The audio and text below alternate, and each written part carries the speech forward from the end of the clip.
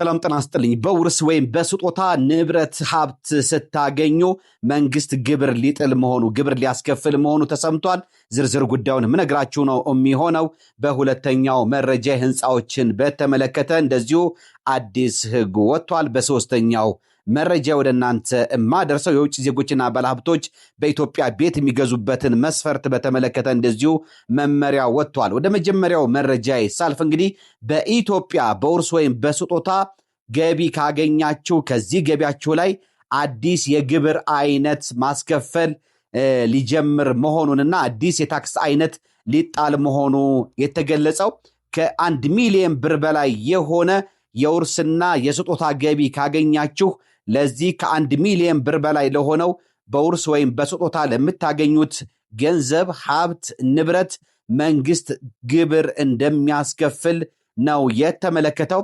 ዓለም አቀፉ የገንዘብ ተቋም IMF እንግዲህ የአምስተኛውን ዙር የኢትዮጵያ ኢኮኖሚ ሪፎርም ግምገማ ተከትሎ ይፋ ባደረገው ባለ 132 ገጽ ሙሉ ሪፖርት እንደተጠቆመው የኢትዮጵያ የታክስ መሰረት በጣም ጠባብ በመሆኑ መንግስት በየዓመቱ የአገር ውስጥ ገቢውን ለማሳደግ አዳዲስ የታክስ አይነቶችን ለመተግበር አቅዷል።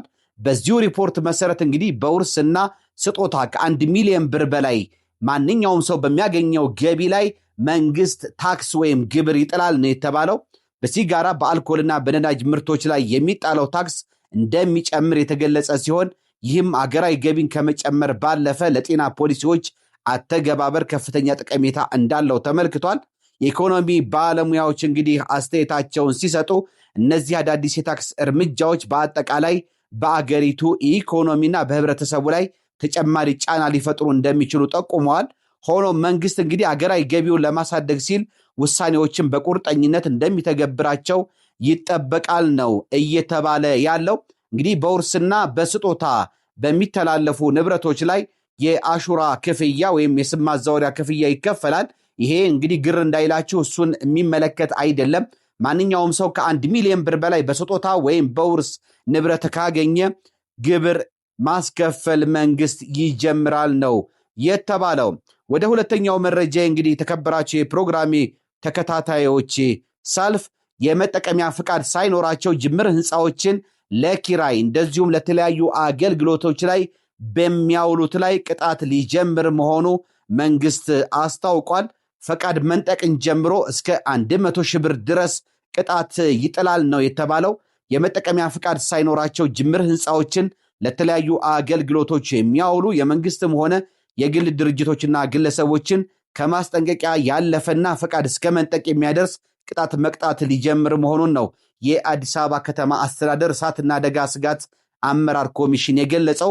ኮሚሽኑ የቅጣት እርምጃ እንደሚወስድ ያስታወቀው በአዲስ አበባ ከተማ ውስጥ ሊከሰቱ የሚችሉ ተፈጥሯዊና ሰው ሰራሽ አደጋዎችን አስቀድሞ በመከላከል የነዋሪዎችን ህይወት ንብረትና የልማት አውታሮች ለመጠበቅ የወጣውን የአደጋ ስጋት ደህንነት ደንብ ቁጥር 132 ህዝባር 2014 ለማስፈጸም የሚያስችለውን የአዲስ አበባ ከተማ አስተዳደር የአደጋ መከላከል ቁጥጥር ፍተሻና ብቃት ማረጋገጥ ስርዓት መመሪያ ቁጥር 163 ህዝባር 2017 እንዲያስተገብር ለአዲስ አበባ ከተማ አስተዳደር ደንብ ማስከበር ባለስልጣን ነሐሴ 1 ቀን 2018 ውክልና ሲሰጥ ነው።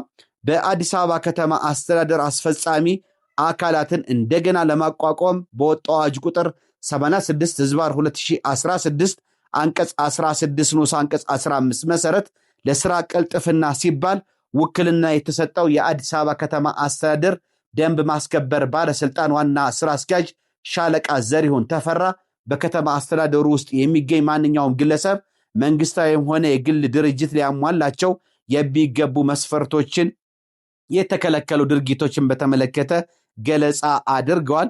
በዚህም እንግዲህ የአደጋ ደህንነት መስፈርቶችን ያላሟላ ነባር ህንፃ ከሆነ እንደዚሁ እነዚህን የአደጋ መስፈርቶች እንዲያሟላና እነዚህን ካልተገበረ ግን ከፍተኛ ቅጣት እንደሚጠብቀው ፍቃድ እስከ መንጠቅ ድረስ እንደሚደርስ ቅጣቱ ነው የተናገሩት። እንግዲህ ሁሉ ተደርጎ መስፈርቱን በማያሟሉ አካላት ላይ የጽሁፍ ማስጠንቀቂያ ከመስጠት ጀምሮ ቅድም እንደነገርኳችሁ ፍቃድ እስከ መንጠቅ ድረስ ይደርሳል ነው የተባለው።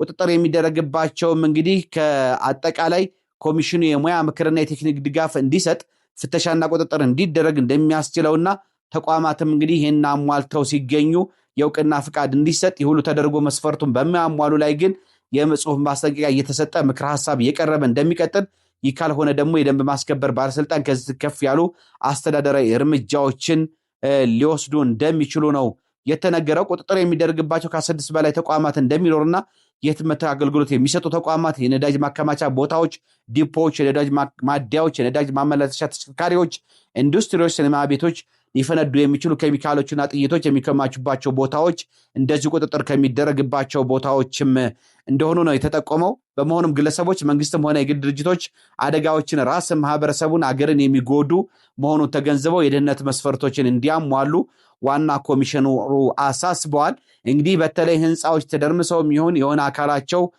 በመፍረሱ ምክንያት በማንኛውም ሰው ላይ ለሚደርስ ጉዳት የህንፃ ባለቤቶች ኃላፊነት አለባቸው። በፍትሐ ብሔር ህጉ መሰረት በፍትሐ ብሔር ህጉ ከውል ውጪ ኃላፊነትን መሰረት ባደረገና በተደነገገው መሰረት ማንኛውም የህንፃ ባለቤት ጥፋት ባይኖርበትም የህንፃው ባለቤት በመሆኑ ብቻ ህንፃው ተደርምሶ ወይም የሆነ አካሉ ወድቆ በሰው ላይ በንብረት ላይ ጉዳት ካደረሰ ከውል ውጪ ኃላፊነት ተጠያቂነት ይኖርበታል። ካሳም ይከፍላል ማለት ነው በፍትሐ ብሔር ህጉ መሰረት። ስለዚህ የህንፃ ባለቤቶች ከፍተኛ ጥንቃቄ ማድረግ ይጠበቅባቸዋል ነው የተባለው። ወደ ሶስተኛው መረጃ ይሳልፍ። እንግዲህ የከተማና መሰረተ ልማት ሚኒስቴር የውጭ ዜጎችና ባለ ሀብቶች ዝቅተኛውን $150,000 በመክፈል ቤት መግዛት እንዲችሉ የሚፈቅድ ዝርዝር መመሪያ አውጥቷል። መመሪያው እንግዲህ የውጭ ዜጎች በአዲስ አበባና ሸገር ከተሞች መኖሪያ ቤት ለመግዛት ማቅረብ ያለባቸው አነስተኛው የውጭ ምንዛሬ $150,000 እንዲሆን ያስቀመጠ ሲሆን እንደ አዳማ፣ ሐዋሳ፣ መቀሌ፣ ባህር ዳር፣ ጅጅጋና ድሬዳዋ ባሉ ከተሞች ደግሞ አነስተኛው የዶላር መጠን $120,000 አድርጎታል። በአፋር፣ ቤኒሻንጉል ጉሙዝ፣ ጋምቤላ ክልሎች በሚገኙ ከተሞች ቤት ለመግዛት ደግሞ አንድ የውጭ ዜጋ ማቅረብ ያለበት አነስተኛ የውጭ ምንዛሬ $100,000 እንዲሆን ነው የተወሰነው።